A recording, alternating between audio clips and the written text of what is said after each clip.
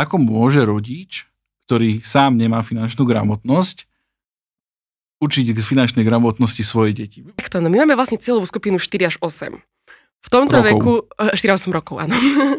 A v tomto veku deťom nevysvetľuješ nejaké komplikované finančné pojmy. Oni nepotrebujú vedieť, čiže neučíš ich, hej, že S&P 500 čo je? Ani to, ako investovanie reálne funguje, hej, že v tomto veku v podstate oni iba sa majú zoznámiť s tým pojmom a urobiť si proste zdravé finančné návyky. To odkladať si aj na teraz, ale aj na neskôr. Hej, že a to dieťaťu 4-8 rokov vysvetlíš úplne jednoducho. Proste tu máš dve pokladničky, polovicu si odlož tam, peniaze, ktoré dostaneš, a druhú polovičku si odložíš tam.